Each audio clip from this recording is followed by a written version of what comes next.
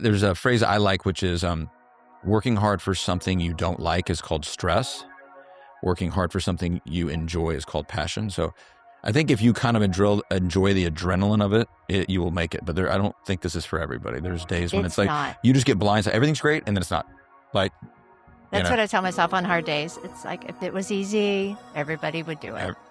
Yes. Welcome to the 25th with Jackson Thomas. Build a bigger business in the same 24. Okay, here we go. We're ready to interview Laura Reynolds, the myth, the greatest realtor in her family and in Dallas. Probably definitely best realtor in my family. Yes, best realtor in her family. But I was reading that you've been in Dallas for 30 years, since 1993. And so what is it about Dallas that excites you the most? Well, I have to correct you. So I moved to Dallas in 1993. Okay. And we were here for 7 years. Then we actually relocated to Atlanta. Oh. We were there for 7 years. Then we moved to Chicago for 8. And Love we moved back to Dallas in 2015. So I've relocated. So I'm the best person to help somebody else that's relocated. But Dallas really, there's just something different about Dallas. People that are not from Dallas, like the East Coast, internationally, when we tell them, oh, I live in Dallas, I live in Texas, they have this, idea, this vision of, big cowboy hats, big hair, cattle. And it's really not like that. It's all these like micro cities that make up the Dallas Metroplex. And it's like each one of them have their own personalities. I love that. So I lived in Chicago from 2008 to 2011. We were in Oak Park. We were in Winnetka. Oh my gosh, I know what in Winnetka. Yeah. So we were I worked in sales. I got a MBA in Chicago at DePaul, and then was doing that part-time and then working out in the west suburbs. So a lot of times I was Winnetka, Wheaton, Elmhurst. I was driving Naperville. Mm-hmm. So, and then my wife worked at the University of Chicago. And so the Blackhawks won the Stanley Cup, and we went there. So it was interesting. Last fall, I think it was around November, I was working an open house in the M Streets, and this guy, probably my age, mid late 50s, walks in, and I overhear him saying like he's moving from Naperville. Yeah, and I'm like, oh, I'm going to be his agent. I'm going to be his agent. So I let him tour the home. It was a very busy open house, and he was kind of hanging around. I could tell he wanted to talk to me. And I went right up to him and I said, look, I relocated from Chicago, 10 years ago. I'm going to help you. I'm going to get you in the right neighborhood. I'm going to connect you to people with the country club, whatever you need. I know everybody that you need to know. And he had us over for dinner and wine. Wow, how cool. I mean, he gave me a gift. Okay. How amazing that is. I think those are the days where you're like, I love doing this. I love this. Right. I love where you meet these amazing people that you would never have known. You get to be there in a really important part of their life. Yeah. And it's like, you kind of create this really trust. cool immediate bond trust. And trust with people. I love it. Right. He comes in and within a 15-minute conversation, he trusts me with a $2 million purchase. He trusts every resource I give him 100%, doesn't question it, doesn't seek second opinions, and just moves here. Wow. I think that's also, though, a testament at your skill, because it's often overlooked, but there's the ability to build trust really quickly. That's kind of an intangible thing that not everybody has. And it's hard to place your finger on it, but there's something about the way you speak, the way you present yourself, what you say, that obviously grab that trust right away. And there's a book I really like. It's called The Speed of Trust. It was, I think, written by Stephen Covey. I have it. Okay. Yeah. I love that concept because it's when trust is really high, speed goes up and cost goes down. There's an ability, obviously this guy trusted you so much that he could make a quicker financial decision, feel more confident about it. And so if you had to kind of put your finger on it, what are some of the things that you think you do that helps build trust that quickly? Because I don't think that's normal. I don't think that's common. Right. I think that it's just confidence and time in this job. I've been in his shoes. And I told him that. I said, I know exactly what you're going to go through. and I'm going to get you there. And I think giving them solutions, I'm giving them a plan, and I'm taking away their fear, their uncertainty, that I don't know. I just tell them what they're going to do. And a lot of it is because I've done it. And I've done this a long time. My father was in real estate, so I love it. And I think that people, when they talk to me, I'm not trying to just sell a house. I'm trying to sell them their life. This is what your life is going to be like. You want to be in the M streets because you work downtown. Oh, you want to join a golf club? Well, here's what they all cost now. Maybe you should consider joining DAC. It's a better value for you if you're traveling 70% of the time. So I listen to what they say. I listen to what their concerns are, what questions they have. And I feel like I know the answers. I can give them the answers. And honestly, I'm honest with them. If I don't know the answers, I'll tell them. I'm like, I don't know, but I will find out. So just even hearing you right there, my feedback would be is what I really love is, one, I think you're absolutely right, confidence, enthusiasm, clarity. Like there was words you said just in terms of, I'm going to get you into this house.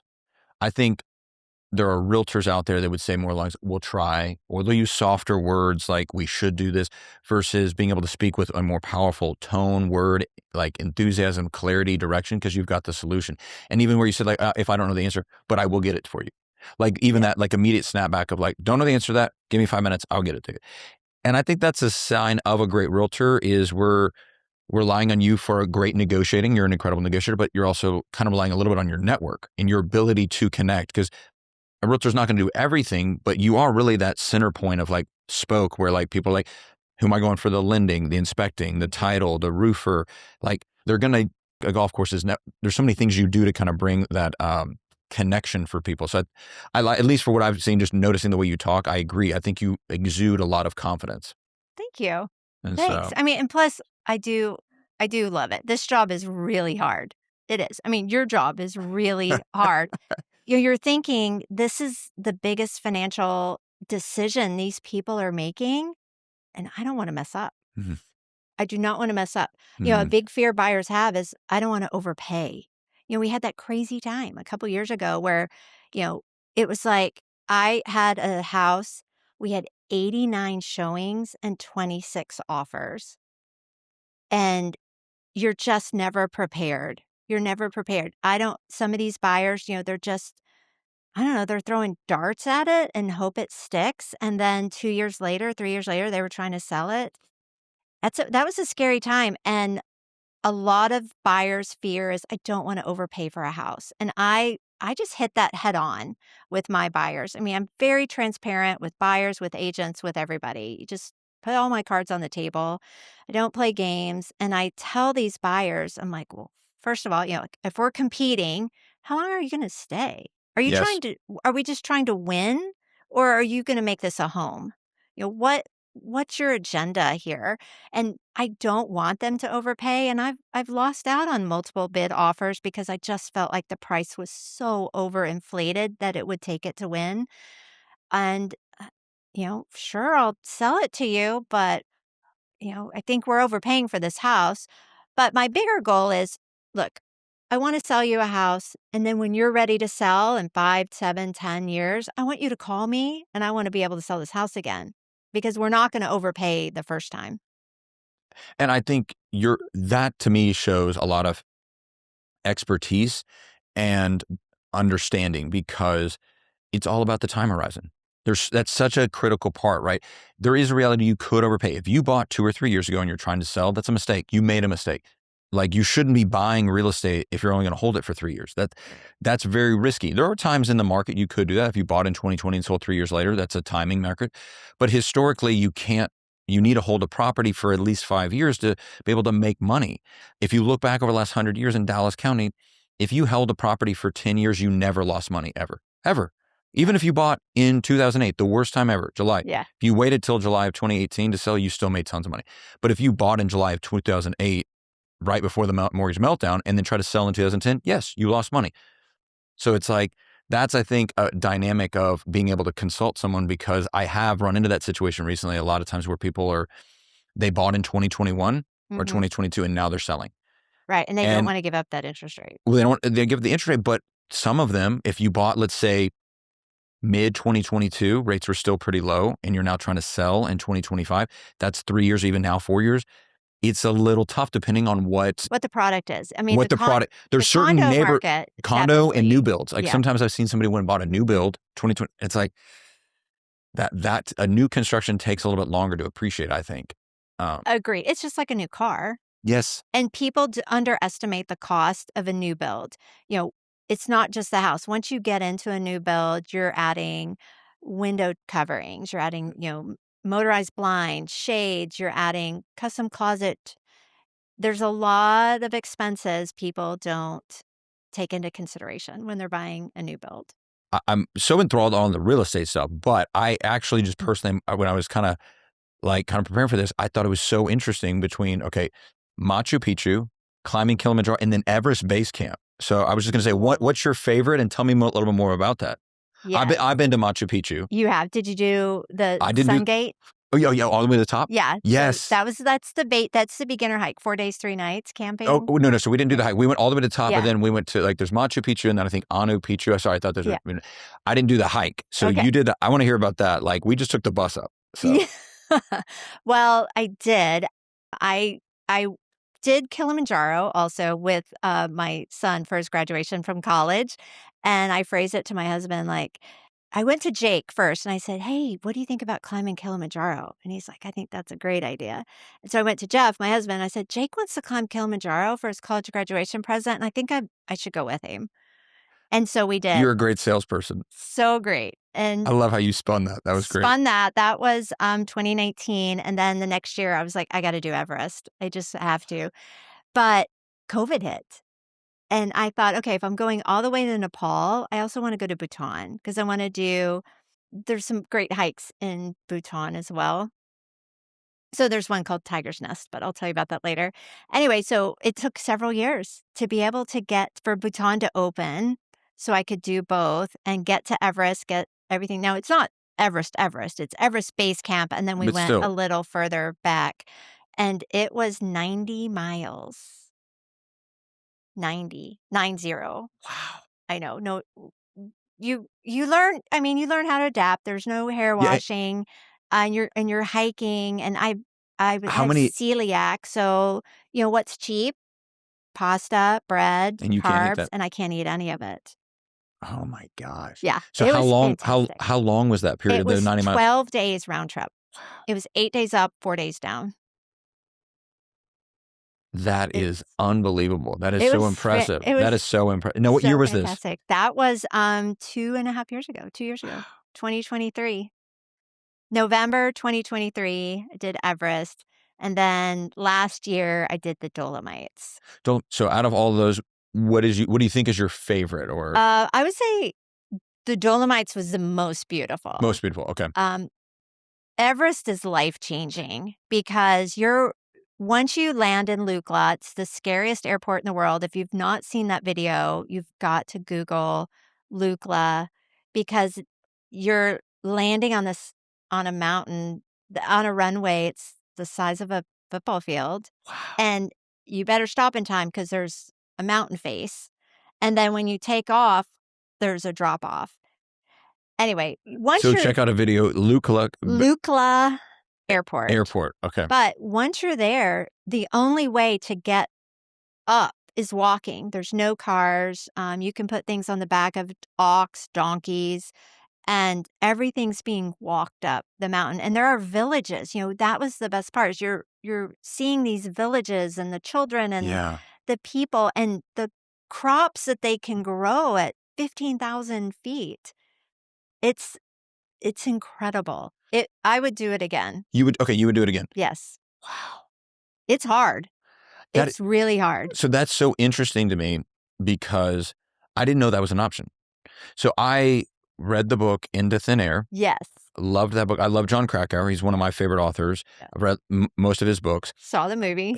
And so now here's what is, I remember I heard the speaker, the guy in the movie or in the book, John Cracker, he lived here in Dallas, the doctor that lost his nose and hand. So I remember being like, I think like 15 years old, or like this was like 1995, I think.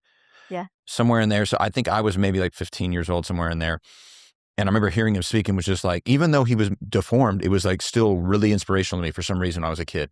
So I remember when I was like 21 writing, like one teacher made me write a dream list, and I wrote down, I'm climbing Mount Everest. And I read John Cracker books, and I was like, oh my, I'm totally, like, even though people died, like it didn't hit me. Like I was still so, I saw that movie, I think it's like Baz Luhrmann, or that was like, he came out within like 2015 or something like that.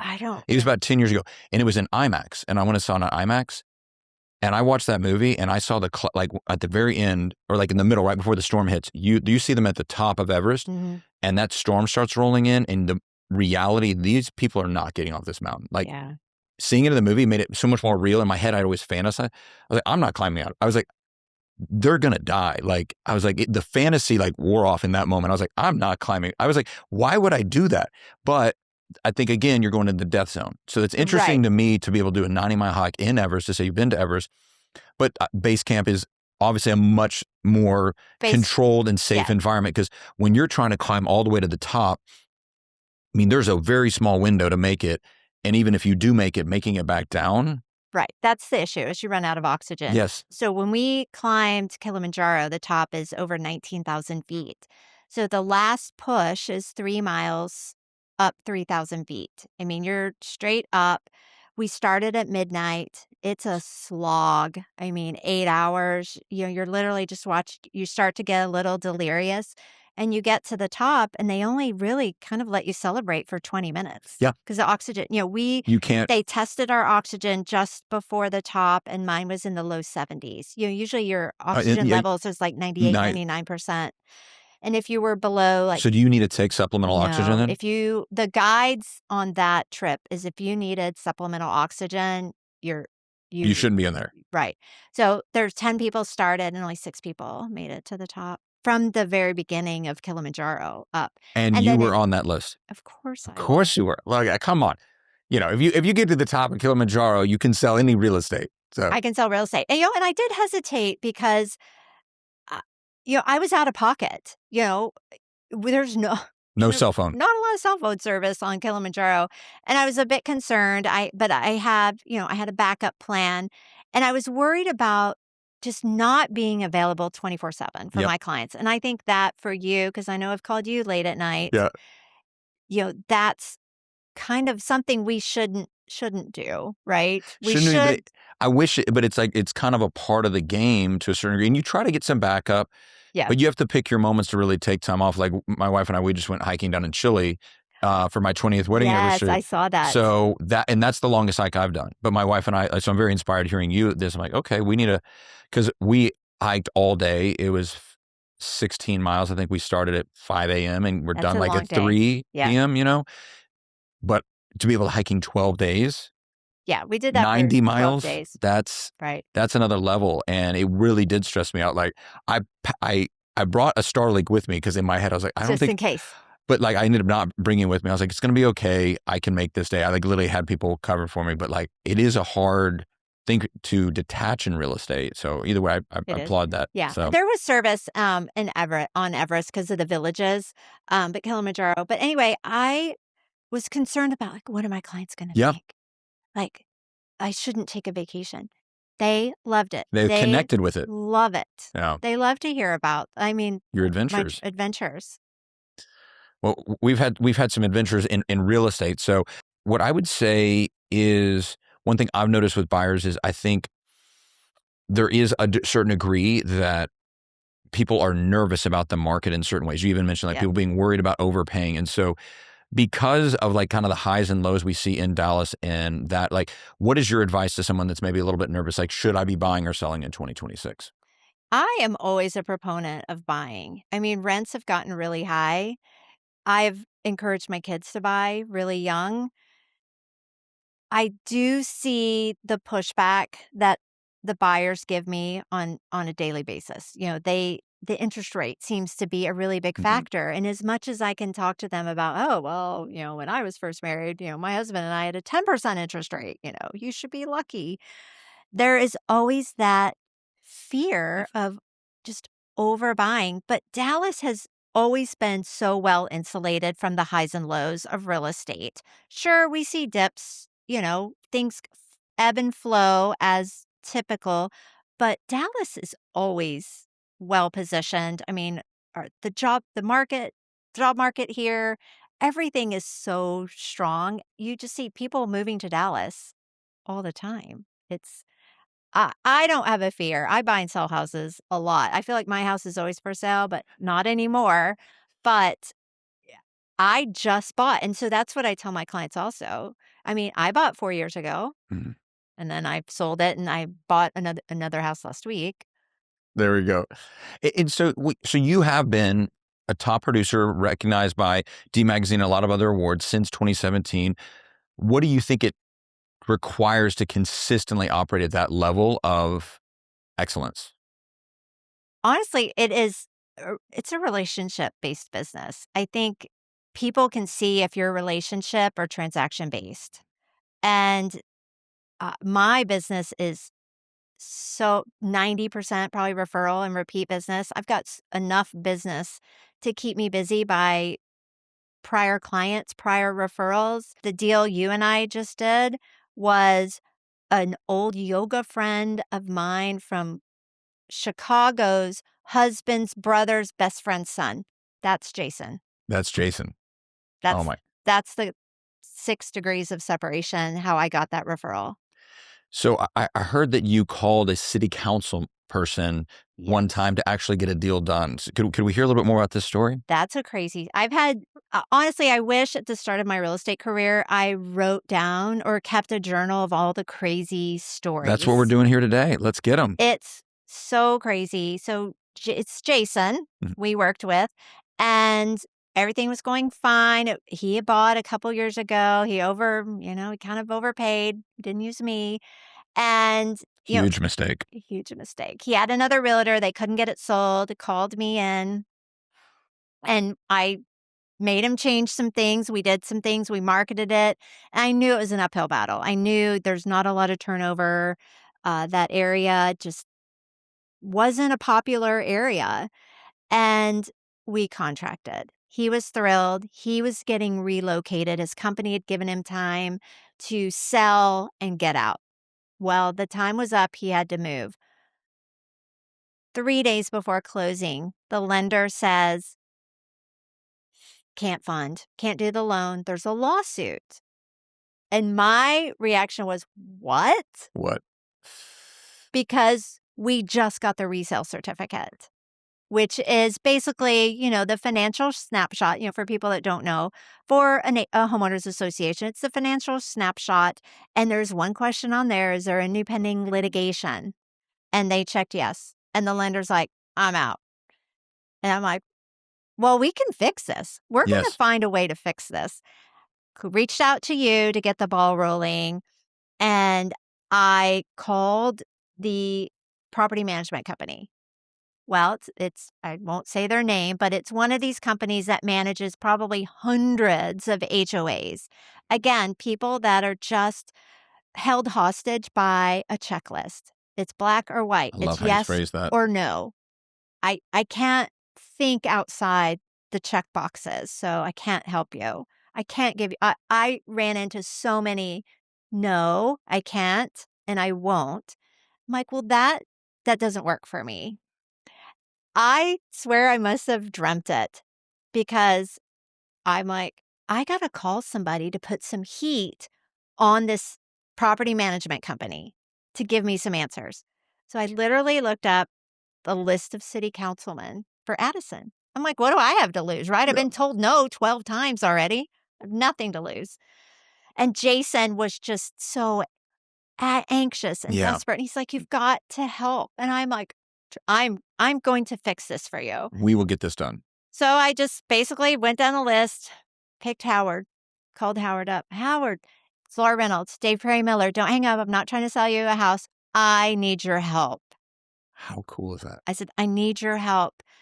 I explained the story. I said, there's this lawsuit on this condo community. I'm not even sure you know about it. Because I felt like, you're the Addison City Councilman. You should know everything. Mm-hmm. I'm like, I don't think you even know. He was overjoyed to help. He's like, let me get on this. Let me talk. He's like, I had no idea there was a lawsuit. He said, hey, I think my friend Joe lives somewhere over there. Let me call him. I'm like, thanks, Howard. 15 minutes later, I'm in the Tom Thumb parking lot and Howard calls back.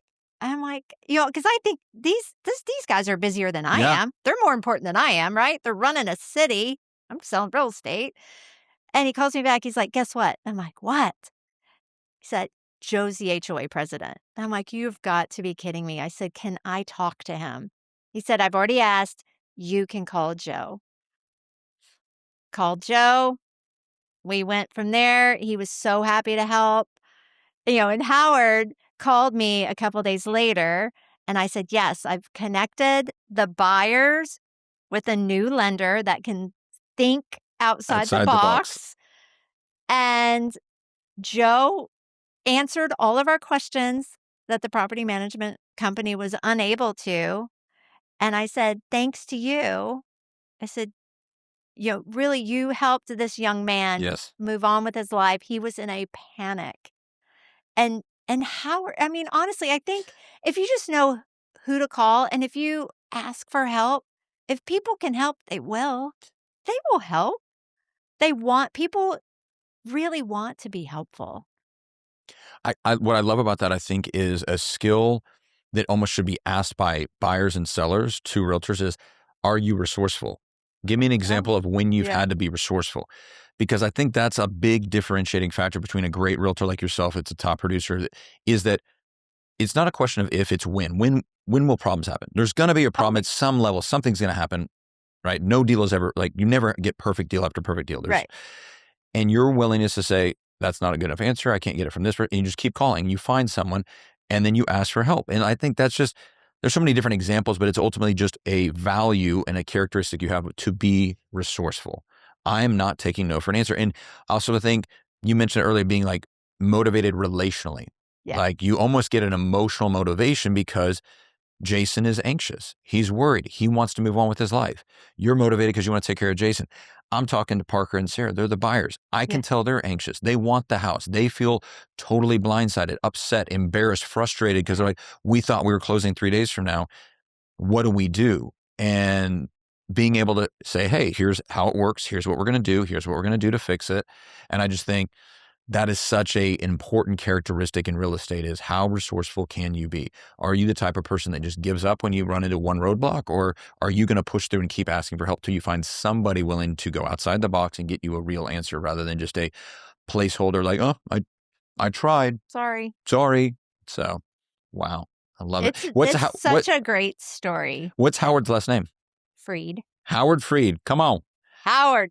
There we go. Thank you. There we go. Howard Freed, the best city councilman in Addison. Love it. So I love that. And so now you said you've got some other stories. As you kind of just maybe think back through your history, is there any really wild curveballs, Dallas has thrown at you? And give us maybe some other examples of how you stepped in and handled other situations like that. There was a deal I did a couple of years ago. I always love it when somebody has a family member that's an agent. And I'm like, they have their license or they really are agents? Anyway, there was another deal I worked on where there was a bankruptcy on the house. Well, I can't put it in MLS. You can't, right? So I had to find an agent that trusted me enough because we couldn't really even write a contract on the house until it went through the creditor's hearing. Everything was signed. So we really had a verbal agreement between the other agent and I without a contract. So much trust on both sides because, my people are, no pun intended, banking on trusting me that it's not going to fall apart. I'm trusting the agent on the other side, who's also a Dave Prey Miller agent, fortunately. And she trusted me that I wasn't going to sell it out from under her to another buyer. And that was the hardest. I was listening to attorneys. I was on phone calls during bankruptcy hearings. I was learning a lot. And that's another thing I think I do well is if I don't know, like I'm put into this situation about this bankruptcy, well, I'm going to learn everything I can about, what are my roles? What are my limitations?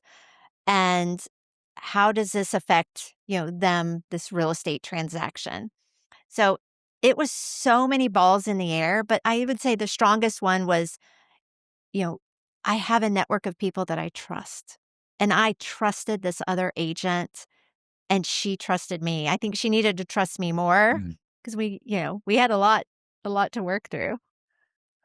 I think that is, again, tying back to what you said, like kind of that speed of trust and being able to build trust quickly into being a person of trust. Because it's not just necessarily the actions, but I think it's that consistency over time.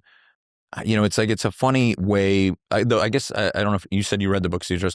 The way I remember it was trust. It seems like this fluffy thing. Like it seems a little intangible, but the way it defined it as a way to make it a little more concrete. Because in that case, trust was a foundational part of making that deal go through. Trust is made up of character and competence. So there's a function of, you can be a good person. Are you honest? Are you ethical? Are you likable? Trust, but if you don't have the competence to actually do the job, trust will be broken, no matter how nice you are. There's people we know that are very nice realtors and nice lenders, Right. but they drop balls and they break trust. But then you can also be super competent. Like you can know the stuff, know the technical piece of it. But if you don't have the character, either the honesty, integrity, or personality to navigate a complicated personality, because this business can be very emotional. I've seen deals completely blow apart.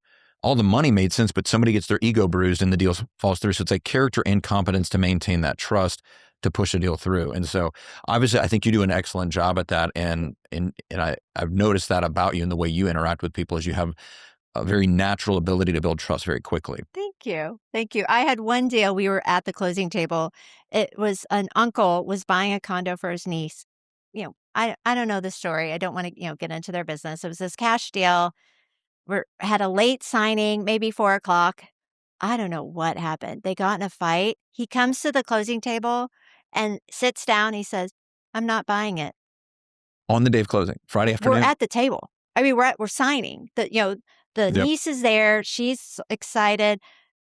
I'm blindsided. The escrow officer is blindsided. And I'm like, you really can't do this. Legally, yeah. Right. There's consequences. This could get worse for you. I ended up calling my Chase private client banker. And I'm like, because those were the days where he brought a cashier's check. Yeah. He didn't bring the cashier's check. I mean, he came in maliciously, like, I'm not going to close. I'm just going to put the brakes on this. Called my private client banker. I'm like, you got to stay open. I'm bringing this guy over. I put the buyer in the car. Drove him to Chase Bank, my private bank or whatever, client banker, whatever the name is, unlocked the door and wrote us a check. It was like 5:10 p.m. Wow. I'm telling the title company, stay open. You wait for me. I'm coming back. I talk about trust. I love that. I didn't trust him. I drove him myself to the bank to get some people are not trustworthy. The cashier's check, and we got it closed. What a level of determination, Laura! That fires me up because I love that. Like in this business, it's so frustrating because there's times when it's like it takes one weak link to kind of like, all it takes is one crazy person or one to mess up a deal. Like you can have a great listing agent, a great buyer's agent, a great lender, and then the inspector is kind of crazy and throws the father-in-law into a tizzy, or the title agent like drops a ball and doesn't have the seller CD really even ready, or misses a lien, and it's like one person's, and then it's like, no, I'm pushing through this wink link. Like I'm going to run, like we're getting this person in the car. We're going to make it happen. And you kind of need a quarterback. Like it's like that 2-minute drill. This is where we're going. And if no one steps up, I think that's when a lot of times you see deals fall apart because there's not someone that's willing to step up and take on and push it through versus them. We tried. It's so interesting because buyers, their first questions to me my sellers want to know what can you sell us for? My buyers are going to be like, how low can I pay for this? Do you feel like when buyers call you, like, what interest rate can you get me? Do you feel like that's the first question? It is. It's a question. But for me, I think, again, you probably run in the equation. Hey, what can you sell my home for? Right? There's questions we get sometimes I don't know who said it, but I don't answer dumb questions with dumb answers. So it's like, that to me is a dumb question. I'm not trying to call the buyer who's asked that question dumb. There's so many They don't. variables. Yeah. So a lot of times that's all they know to ask. They've not been educated. So I think a inexperienced loan officer will just quote a rate, but that would never be my approach. I would always be like, well, hey, like, I need more information. Let's find out. And I'll just pivot them away. I'll kind of like, what are your overall goals? Because, if I get really pressed on it, I'm like, hey, they'd be like, you call me a doctor and say, hey, do I have the flu? And I'm like, well, I don't know. I haven't taken a flu test. I have x-ray. I have nothing. You're just asking me, do I have a broken arm? I don't know. I'm talking to you on the phone. I can't even see you. Right. I need to get more information. I need to understand what are we buying? What are we putting down? What's your income? Like, I need about this many things. And then also let's consult so I'll give a very detailed answer. My quick-witted question is, when someone asks, what's the rate? I said, well, it depends on how good your realtor and lender is. You want a 5% interest rate? I'll get it for you. You want a 4% interest rate? I'll get that. Like, there's a market rate, but right now it's a buyer's market. Buyer gets whatever rate the realtor and lender can negotiate. So, which I do believe there's truth in that, because I'd say at least 70% of the deals I'm doing right now, we're getting some kind of price concession, seller concession that can be then used to buy the rate down.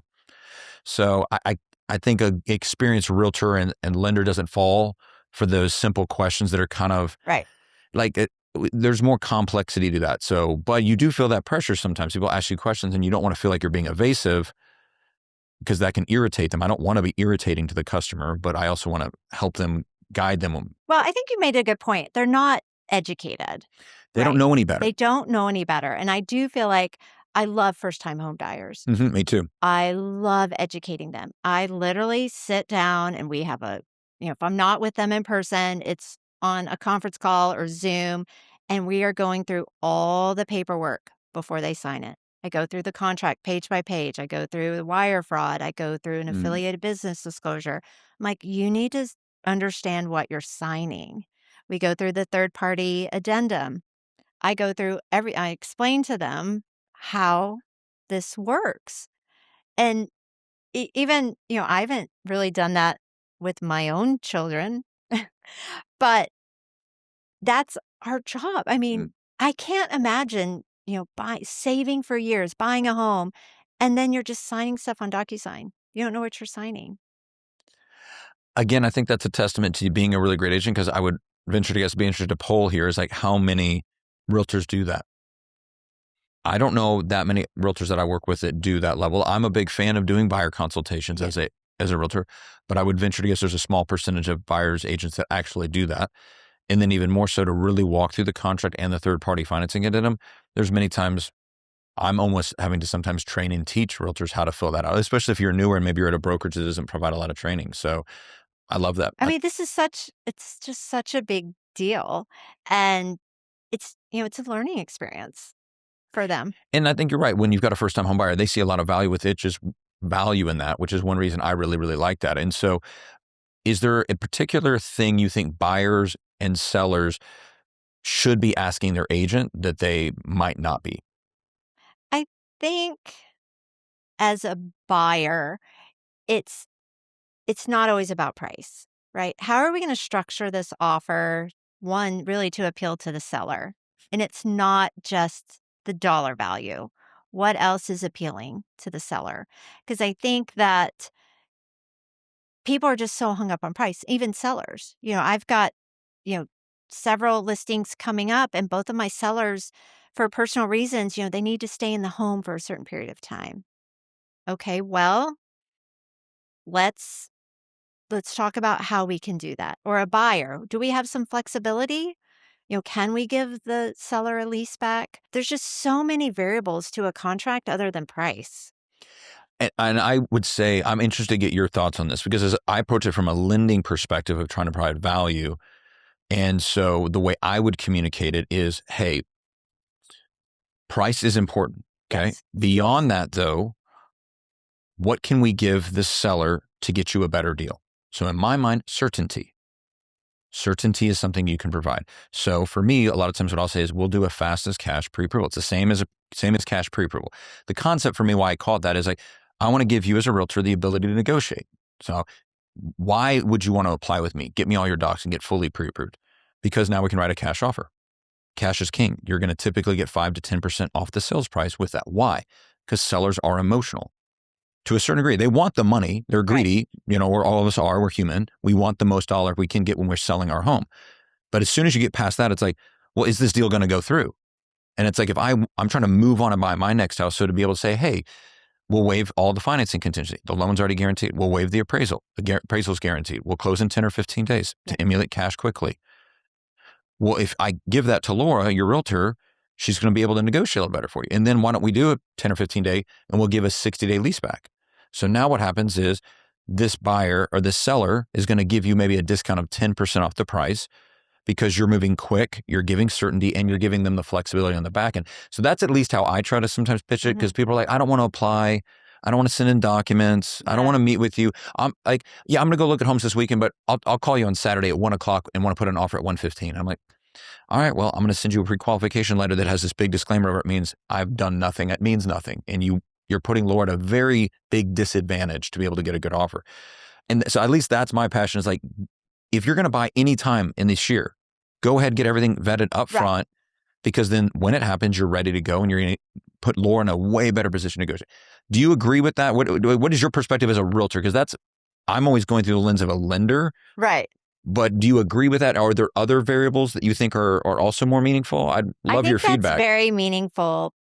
Even if we don't approach it as like a cash, I can waive the buyer approval on the third-party financing. And so I just call it a cash offer to kind of give it that idea of like, I bought a house like that where I wrote it as cash, but I got financing. I mean, I understand what you're saying. And you can even get aggressive like that, but you're exactly right. So there's times you write it as a cash offer and we'll just close. As long as we close, the seller can't really object because we still closed on time. We waived all of our financing. But you're exactly right. If you write that on that third-party financing and you check the buyer approval, and then you attach the TREC addendum saying the appraisal, if it doesn't appraise, you pay the difference. And then as a lender, I write saying we'll cover the difference if the buyer's not. So I'm more just from a marketing perspective, calling it the same as cash, because I'll do those two boxes and step in and kind of tell the realtor, hey, don't worry, the loan's guaranteed. I'm positive the appraisal will be good. But sorry, go ahead. Give me more feedback on that.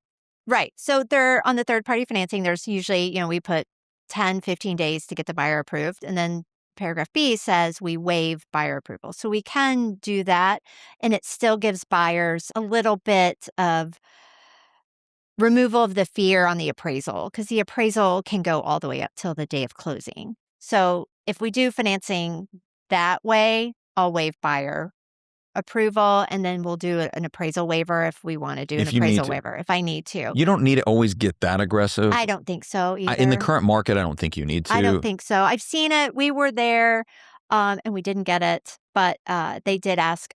I'm always a little leery when agents put in the private remarks that an appraisal waiver is required, because then I feel like either one, they've artificially lowered the rate to bid everybody up too high, and then they are requiring you to attach an appraisal waiver.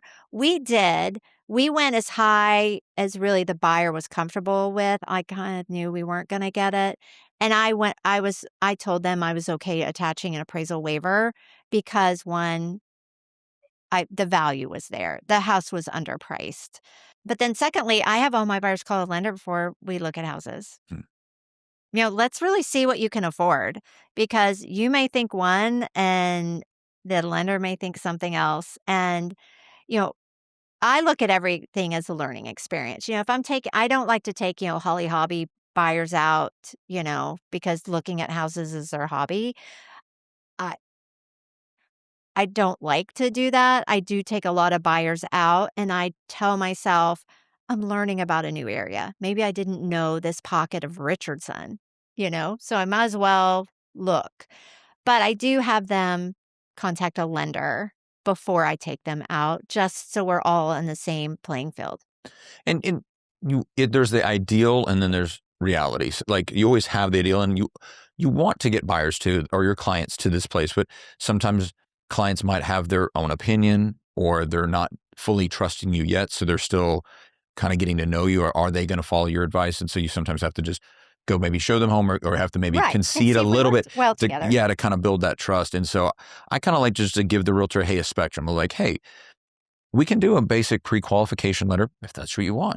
But we can also go all the way to saying, hey, we'll do a same as cash pre-approval, which means we'll check that buyer checklist for the buyer approval. We can then also, we'll say, hey, sign the full appraisal waiver, but as the lender, we'll step in and guarantee it'll appraise so there's no risk to the buyer. And then if we need to close in 10 or 15 days to try to emulate that. So that way you land somewhere in there. Like maybe we don't need to do the appraisal waiver, but you do the third party financing. Yeah. Maybe we don't need to do either of those and we just do a quicker close or some variation there. And people don't know that. A lot of times they need a guide. Exactly. And then, hey, let's go through the numbers before you even put the offer in, because we want to make sure that you don't like get under contract and then be blindsided like, oh, I had no idea what the payment was. So again, I love just what you said there, right? Because the biggest takeaway is it's not just price. I think that's the question buyers need to understand is the value in a good realtor is not necessarily in the statements they make, but it's the questions they ask. When they're being able to say, hey, are you, lead you to say it's not just about price. Are you aware of the other variables we can put in this offer? Oh, so many buyers, in my opinion, don't know there's other options other than just the offer price. Exactly. There's so many ways to structure the offer. And there's really two mistakes. And it's a similar mistake that buyers and sellers make. One, sellers want to price their home to give them negotiating room. It's like, I say the house is 500. They want to price it at 525, so they have wiggle room to negotiate. And I'm like, that's the worst thing we can do. Agreed. And then the flip side of that is on a buyer. My budget is 500, but I want to look at homes up to 550 because I want to negotiate it down. Yeah, I don't always recommend that, but sometimes, you have to, if people will listen, then that helps. But no, that's a good point. So I think that was kind of in line with that. So like maybe a follow-up question then would be a way to phrase that. You've been doing this long enough to see people make mistakes over and over again. Mm-hmm. What's one thing you wish every client knew before they even called a realtor? Because we talked a little bit about price. Right. But you've been doing this long enough to see a lot of mistakes. Is there anything else that you think they should know before they even call a realtor? I think buyers sometimes have a wish list of features of a home when they really should be giving me a list of their lifestyle choices. Like, do I want to be close to the lake? Do I want to be close to downtown? Do I want a walkability to Greenville Avenue? I think if they found, and that's what I like to do, is like, you need to be in Lockwood. Like, I just had this conversation with somebody from my old neighborhood, and he's talking to me, and I'm listening, and I'm like, you need to be in Lockwood. And so I'm searching for a home for him in Lockwood. But I think people are sometimes they're like, oh, I want new construction, or I want a tutor, or they will say like, I want to be in the M streets. Like, okay, M streets are great, but you know how old those houses are? Mm-hmm. Or on a buyer, they think that maybe not my buyers because I educate them thoroughly, but we spend a lot of money on inspections. Mm. I camera, it used to be, and real estate's fluid. Everything's changing, right? I used to not camera the plumbing lines on newer homes. Well, you know what? It only takes one time. And it took it on my own house where I bought, I think it was a 2017 build. I didn't, you don't think you need to camera the line there. Fortunately, it was an easy fix. But after that, when I'm hearing about bellies and lines on new construction, like, look, we're going to spend $250 or whatever it's going to cost. I'm going to run a camera down the line. I'm also like sewer replacement Laura. First quarter, I've had 3 homes we've had to do full sewer replacements. So that'll teach you. You run a camera down every line. And so I think buyers think, oh, well, I'll buy a home and we won. Yay. And I'm like, okay, well, we're going to inspect it. We're going to run a camera. We're going to get a roofer out here. We've got this is just a general inspection. But what are the big ticket items on a home, right? Plumbing, foundation, roof, mechanicals, HVAC, hot water heater. We got to get those people out here. Now, sometimes I can get them out on a favor and it doesn't cost us anything, but I want the buyers to be prepared. I don't know, if it's a $500,000 house, we're probably going to spend $1,100 on inspections. Okay. That's helpful to me because actually I really think you are correct on that, but I don't know if in my mind, I've kind of thought the $500 inspections. Okay, so what are the inspections you recommend? And you think it's about $1,100 for a $500,000 home? Well, so I wrote a contract last week, and what was that? 675 about. Single family. It looks like a townhome down off Henderson. Okay. And the house was built, it's like a David Weekley community, those 3-story townhomes. Mm-hmm.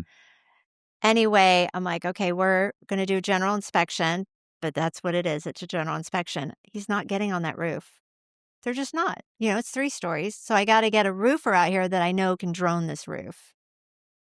So I'll call Shane because I know I just gave him a big job somewhere else. So I bet he'll do it for me for $100. And then we're going to camera the lines because now I'm cameraing every plumbing line that I do. And, I can tell when I am looking at a house, we can see a lot of times how old HVACs are. This one had a tankless hot water heater. So I'm, again, educating the buyers. I'm like, do you know this tankless hot water heater? It's basically like a coffee maker. It's got to be serviced. It's got to be descaled. This house was built in 2018. I bet they don't know. I bet they don't know to do that. So the inspector didn't say anything. He's like, oh, 2018. It's a tankless hot water heater. And so when we went back and asked for some repair items, because there was an issue on the roof, I said I wanted the hot water heater descaled and serviced. And the other agent came back to me and said, what? What is that? Why? She didn't know either. Wow. And we had a little bit of back and forth, and I just held firm. And I said, you know what? We're getting an HVAC repair. It's, Dallas guys that are doing, that advertise all over TV. Just get them to do it while they're out there because I know how much it costs to get it descaled and serviced. I want to save my buyer the money. But a lot of people don't know or don't know to ask that. And a lot of newer agents probably don't know. Never would ask that. Would never ask that. I've never even heard that. That's a great point. Do you have a tankless at your house? I don't. But I'm going to check on that. Like in terms of when I have, but it is a funny thing because I feel like sometimes in real estate, people are like, oh, it's just showing homes or just walking in and you get this big commission. It's like, there's so much expertise and layers. But there's such a difference between someone that can point out the things you don't know what you don't know. Right. And so, wow, that's such a great point. So. Right. You don't know. But anyway, so we went through everything I asked for on our repair request, after just a lot of times I'll just stay quiet. Like this is what it's going to take for us to move forward. And I don't know if the other agent liked it or not because it was news to her, so I can't fault her for that if she didn't know. But this is learning opportunity. Right. It's a learning opportunity for her and they agreed. Wow. We're closing next month. There we go. Come on, negotiating. All right, so Laura, are you ready for lightning round? Oh, gosh. We're going to do lightning round questions here, okay? Okay. So this is 60 seconds. We'll see how many of these we can get through. And so I want you to go with the first answer that comes to mind. Okay. All right, here we go. What is the best kept secret neighborhood in Dallas right now? I would say Lockwood. Can I say 3? Yeah. I like Lockwood. I like Lakewood Hills. And I like the Cedars. Machu Picchu, Kilimanjaro, Everest Base Camp. Which one changed you the most? Everest Base Camp. Best gluten-free bake you've ever pulled off? Tom Cruise's coconut cake. I want to hear more about that. One word describes how your clients feel when they close with you. Happy. Tennis, yoga, or hiking, if you could only pick one for the rest of your life. Yoga. All right. I'm a yoga teacher also. You're a yoga teacher as well? Okay. What is your favorite type of yoga? As I've gotten older, it's gotten slower. Okay. So what I say is all yoga is good yoga. Okay. All yoga is good yoga. And it's a great thing. I don't do it as much as I should. And especially now, it's just work is so busy. Yeah, it's so busy. It's hard to fit it in. And I've also been buying and selling my own houses in the last 2 weeks. That'll eat up quite a bit of your day. It is actually where that's all it's an hour where I really can shut my brain off.